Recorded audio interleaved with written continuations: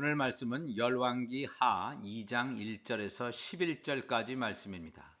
말씀 제목은 엘리야가 가는 길입니다. 먼저 말씀을 봉독해 드리겠습니다. 여호와께서 회오리 바람으로 엘리야를 하늘로 올리고자 하실 때에 엘리야가 엘리사와 더불어 길갈에서 나가더니 엘리야가 엘리사에게 이르되 청하건대 너는 여기 머물라. 여호와께서 나를 베델로 보내시느니라 하니 엘리사가 이르되 여호와께서 살아계심과 당신의 영혼이 살아있음을 두고 맹세하노니 내가 당신을 떠나지 아니하겠나이다 하는지라. 이에 두 사람이 베델로 내려가니 베델에 있는 선지자의 제자들이 엘리사에게로 나와 그에게 이르되 여호와께서 오늘 당신의 선생을 당신의 머리 위로 데려가실 줄을 아시나이까 하니 이르되 나도 또한 아노니 너희는 잠잠하라 하니라. 엘리야가 그에게 이르되 엘리사야 청하건대 너는 여기 머물라. 여호와께서 나를 여리고로 보내시느니라. 엘리사가 이르되 여호와께서 살아계심과 당신의 영혼이 살아있음을 두고 맹세하노니 내가 당신을 떠나지 아니하겠나이다 하니라. 그들이 여리고에 이르매 여리고에 있는 선지자의 제자들이 엘리사에게 나와 이르되 여호와께서 오늘 당신의 선생을 당신의 머리 위로 데려가실 줄을 아시나이까 하니 엘리사가 이르되 나도 아노니 너희는 잠잠하라. 엘리야가 또 엘리사에게 이르되 청하건대 너는 여기 머물라. 여호와께서 나를 요단으로 보내시느니라 하니 그가 이르되 여호와께서 살아계심과 당신의 영혼이 살아있음을 두고 맹세하노니 내가 당신을 떠나지 아니하겠나이다 하는지라. 이에 두 사람이 가니라. 선지자의 제자 50명이 가서 멀리 서서 바라보매 그 두 사람이 요단가에 서 있더니 엘리야가 겉옷을 가지고 말아 물을 치매 물이 이리저리 갈라지고 두 사람이 마른 땅 위로 건너더라. 건너매 엘리야가 엘리사에게 이르되 나를 내게서 데려감을 당하기 전에 내가 내게 어떻게 할지를 구하라. 엘리사가 이르되 당신의 성령이 하시는 역사가 갑절이나 내게 있게 하소서 하는지라. 이르되 내가 어려운 일을 구하는도다. 그러나 나를 내게서 데려가시는 것을 내가 보면 그 일이 내게 이루어지려니와 그렇지 아니하면 이루어지지 아니하리라 하고 두 사람이 길을 가며 말하더니 불수레와 불말들이 두 사람을 갈라놓고 엘리야가 회오리 바람으로 하늘로 올라가더라. 아멘. 우리가 오늘 이 말씀의 제목은 엘리야가 가는 길이다 하는 제목입니다. 엘리야는 미리 말씀드리지만 하나님의 종입니다. 엘리사는 그 이후에 하나님의 선지자로 부름받은 엘리사는 하나님의 자녀입니다. 하나님의 종이 먼저 오고 그 다음에 하나님의 아들이 나중에 옵니다. 첫 아담이 먼저 오고 그 다음에 마지막 아담 예수 그리스도가 오는 것 우리가 동일하게 알 수 있겠습니다. 우리가 오늘 이 말씀을 통해서 엘리야가 가는 길, 즉 제사장 나라 직분을 제사장 나라에서 제사장 직분을 감당하기를 이 하나님의 종이 가는 길을 통해서 하나님의 자녀가 가는 길과 하나님의 종의 가는 길이 완전히 다름을 성경은 증거하고 있다 하는 것을 말씀을 드리기를 원합니다. 오늘 우리가 읽은 말씀 가운데서 열왕기 하 2장 1절에 여호와께서 회오리 바람으로 엘리야를 하늘로 올리고자 하실 때에 엘리야가 엘리사와 더불어 길갈에서 나갔다는 말씀으로 시작합니다. 즉 엘리야가 수명이 다했습니다.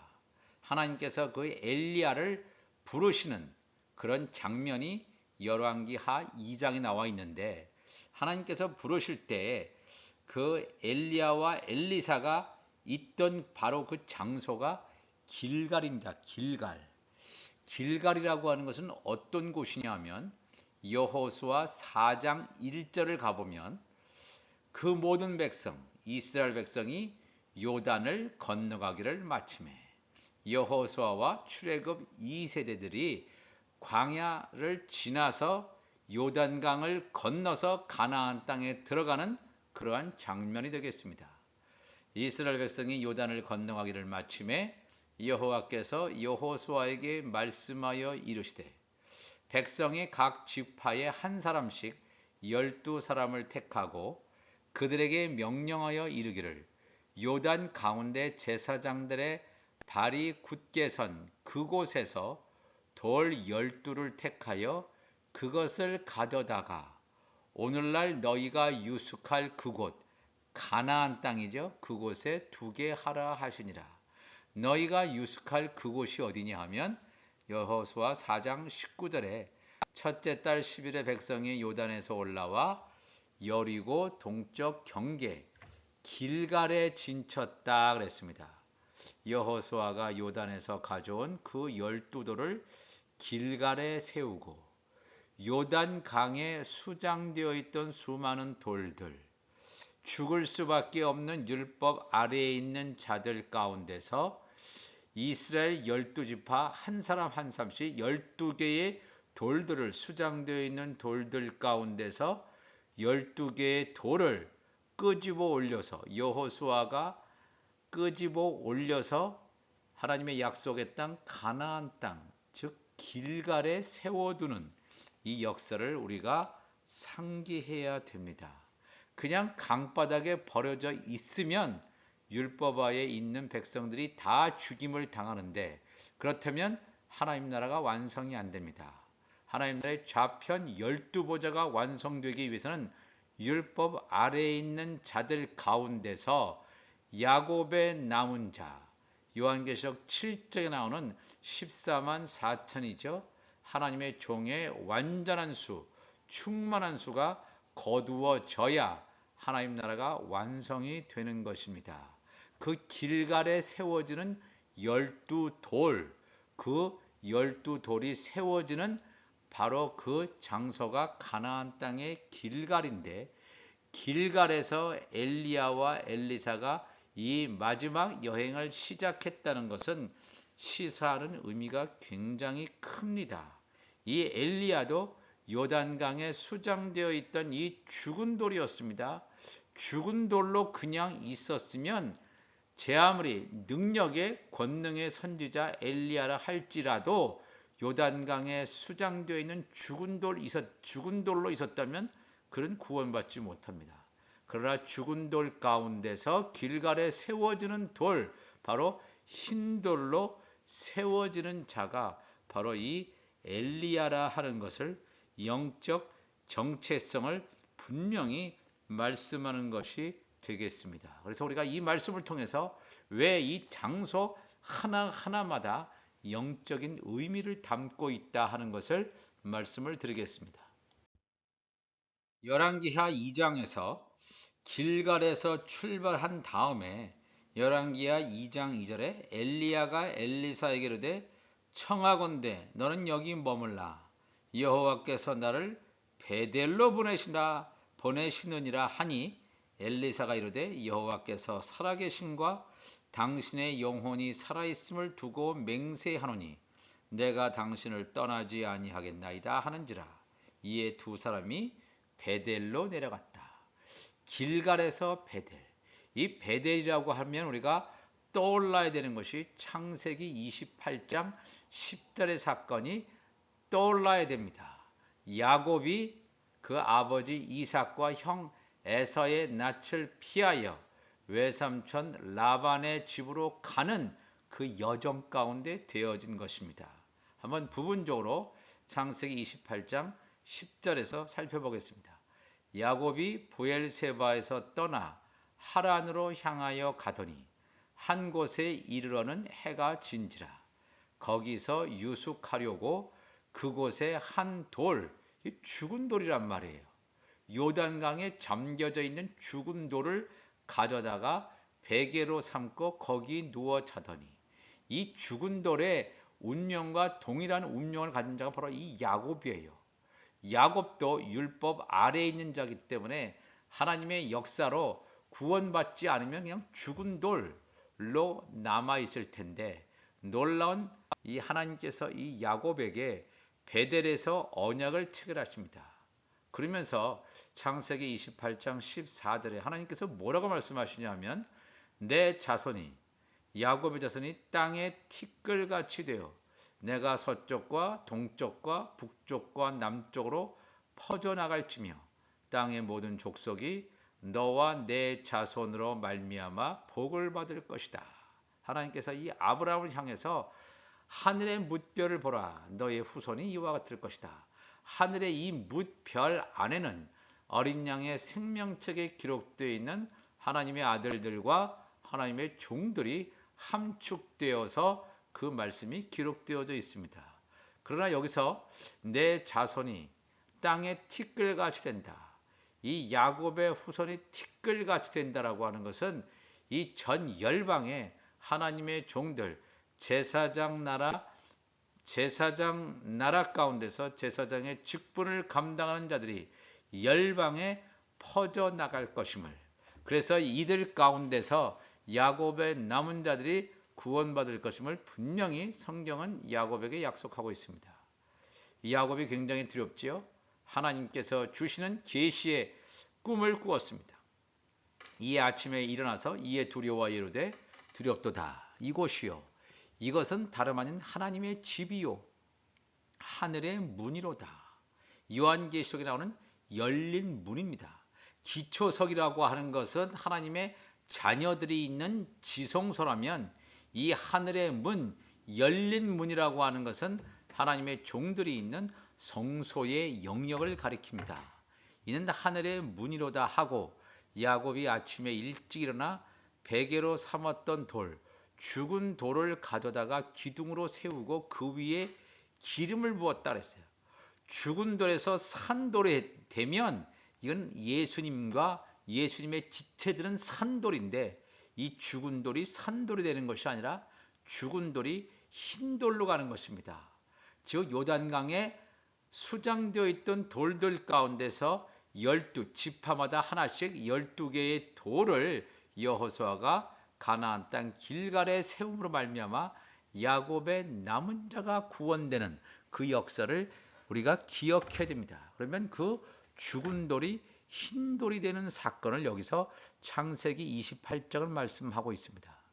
내가 기둥으로 세운 이 돌이, 이 죽은 돌이 하나님의 집이 될 것이요, 하나님께서 내게 주신 모든 것에서 10분의 1을 내가 반드시 하나님께 드리겠나이다 하였더라. 여기서 말하는 이 10분의 1이라고 하는 것은 이 야곱은 땅에 속한 교회입니다.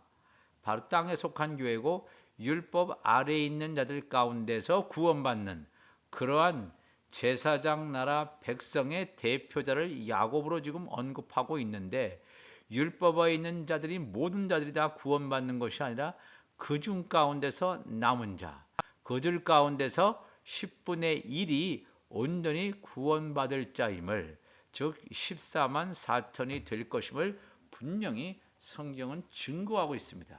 그렇기 때문에 오늘도 우리가 열왕기하 2장에 엘리야가 하나님의 종인데 길갈에 세워지는 자, 흰돌, 죽은 돌에서 흰돌로 세워지는, 길갈에 세워지는 그 돌이 엘리야면서, 또한 이 베델로 갔다라고 하는 것은 하나님과 야곱과의 그 언약 가운데서 이 베델, 바로 이 야곱 하나님의 종에 가는 길을 그대로 보여주고 있다 하는 것을 성경은 그대로 증거하고 있다는 것입니다.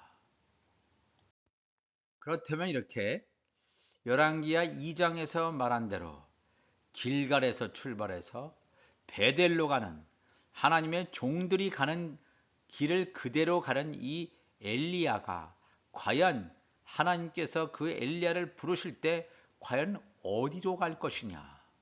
하나님의 자녀들은 어디로 갑니까? 죽으면 낙원에 가죠. 우편강록처럼 내가 오늘 나와 함께 낙원에 있으리라. 하나님의 아들들, 하나님의 자녀들은 낙원에 가지만 하나님의 종들은 낙원에 가는 것이 아니라 아브라함의 품에 간다고 했습니다. 그 근거가 되는 성경구들이 누가복음 16장 19절 이하에 이 부자와 나사로의 비유 가운데 나옵니다. 한번 간략하게 살펴보겠습니다. 한 부자가 있어 자색 옷과 고운 베옷을 입고 날마다 호화롭게 즐기더라. 그런데 나사로라 이름하는 한 거지가 헌데투성이로 그의 대문 앞에 버려진 채 그 부자의 상에서 떨어지는 것으로 배불리려 하매 심지어 개들이 와서 그 헌대를 핥더라. 이에 그 거지가 죽어 천사들에게 받들려 아브라함의 품에 들어가고 부자도 죽어 장사되매 그가 음부에서 고통 중에 눈을 들어 멀리 아브라함과 그의 품에 있는 나사로를 보았다. 요은 부자와 거지 나사로가 마지막 가는 길이 완전히 다름을, 종착역이 다름을 분명히 보여주고 있습니다. 이 땅에서 호롭게 살았던 이 부자는 음부에 떨어지죠. 음부에 떨어지지만 그 부자 밑에서 있던 고통당하선 이 나사로는 아브라함의 품에 들어갔다. 낙원에 간 것이 아니라 아브라함의 품에 들어갔다는 것은 뭐냐면 이 거지 나사로가 바로 하나님의 종임을 분명히 말씀하고 있습니다. 그래서 이 엘리야도 하나님의 자녀가 아니라 종이기 때문에 하나님께서 그를 부르실 때 낙원에 가는 것이 아니라 아브라함의 품에 갔다고 하는 사실을 분명히 증거하고 있습니다. 그 이후에 열왕기하 2장의 사건을 통해서 이 사건을 조금 더 분명하게 증거합니다. 열왕기하 2장 14절 보니까 엘리야의 몸에서 떨어진 그의 겉옷을 가지고 물을 치며 이르되 엘리야의 하나님 여호와는 어디 계시나이까 어디 계시니까 하고 그도 물을 치매 물이 이리저리 갈라지고 엘리사가 건너니라. 이미 엘리야가 이렇게 하나님의 부르심을 받은 다음에 엘리사의 행보를 말하고 있습니다. 맞은편 여리고에 있는 선지자의 제자들, 엘리야의 제자들이죠. 그를 보며 말하기를 엘리야의 성령이 하시는 역사가 엘리사 위에 머물렀다 하고 가서 그에게로 나아가 땅에 엎드려 그에게 경배하고 그에게 이르되 당신의 종들에게 용감한 사람 50명이 있으니 청하건대 그들이 가서 당신의 주인을 찾게 하소서. 염려하건대 여호와의 성령이 그를 들고 가다가 어느 산에나 어느 골짜기에 던지셨을까 하나이다 하니라. 엘리사가 이르되 보내지 말라 하나 무리가 그로 부끄러워하도록 강청함에 보내라 한지라. 그들이 50명을 보냈더니 사흘 동안을 찾았지만 발견하지 못했다라고 하는 것이 성경의 증거입니다. 이 말씀은 무슨 얘기냐 하면 틀림없이 이 엘리야 선자를 하나님께서 부르셨습니다. 불렀는데 그 부름의 역사 가운데 우리가 뭘 보게 되냐면 불말, 불수레를 타고 하늘에 올라갔다 이런 말을 우리가 하지 않습니까? 불수레와 불말이 엘리야와 엘리사를 갈라놓고 회오리 바람으로 하늘로 올라갔다. 하늘에 승천했다. 어떻게 보면 휴거와 같은 이런 엘리야의 승천 사건이라고 얘기합니다. 만약에 이 엘리야가 이렇게 죽음을 보지 않고 하늘에 갔다면 예수 그리스도가 부활의 첫 열매가 되지 않습니다. 그러나 예수님 전, 예수님 이후에도 지금 하나님 나라의 간자, 즉 하나님께서 계신 이 천국의 간자가 아무도 없습니다. 분명히 우리가 이것을 잘 알아야 됩니다. 마지막 때 예수님께서 재림하실 때, 공중재림, 지상재림 하실 때 비로소 하나님의 자녀들과 종들이 무덤에서 아니면 낙원에서 살아 나와서 천국 갈 것임을 성경은 우리에게 분명하게 증거해 주고 있습니다. 이 엘리야도 불수레와 불말을 타고 하늘에 승천한 것이 아니라 그 엘리야의 제자들이 입을 통해서 증거하고 있습니다. 여호와의 성령이 그를 들고 가다가 어느 산에나 어느 골짜기에 던지셨을까 하나이다. 이 말은 뭐냐면 엘리야는 하늘로 승천한 것이 아니라 아브라함의 무덤으로 갔음을 증거해 주고 있습니다. 이 사실을 엘리사는 알고 있습니다.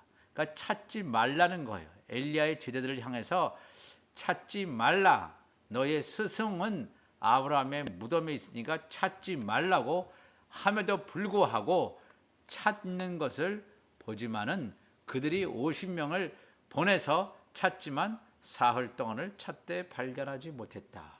예수 그리스도는 사흘 만에, 죽은 지 사흘 만에 초실절 때 부활하신 부활 생명으로 나타나는데, 이 엘리야는 사흘 동안 부활하지 못합니다. 그냥 아브라함의 무덤 가운데 있습니다. 왜? 하나님의 자녀 아들이 아니고 하나님의 종이기 때문에 그렇습니다. 이 엘리사는 엘리야에게 그 엘리야의 그 성령의 영감의 갑절을 원한다 그랬죠. 바로 이 하나님의 성령의 인침의 역사, 온전한 성령을 경험하는 자가 엘리사입니다. 엘리사. 그렇지만 이 엘리야는 하나님의 성령의 인도 가운데 살게는 되지만 혼의 생명으로 남아있다 하는 것을 우리가 알게 됩니다. 우리가 첫사람과 마지막 아담, 첫사람은 그냥 혼이 살아있는 혼적인 인간이라면 마지막 아담 예수 그리스도는 성령에 충만한 사람임을 성경은 증거하고 있습니다. 온전한 기름 부으심이 있는 마지막 아담입니다.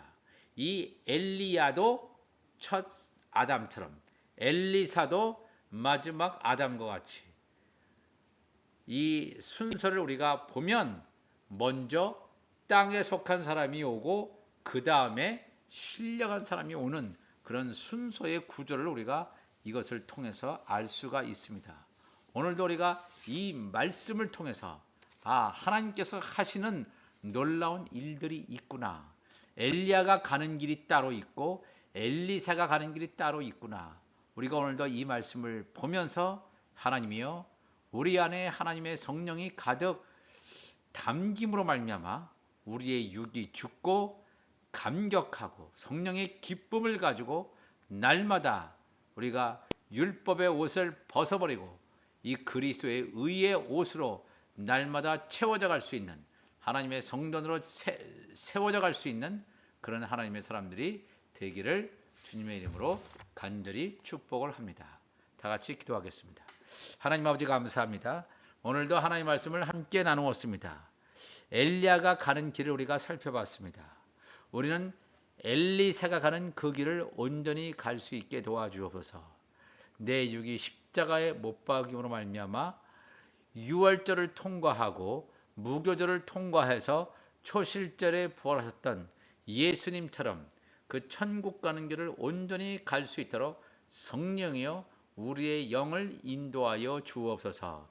감사하며 예수님의 이름으로 기도하옵나이다. 아멘.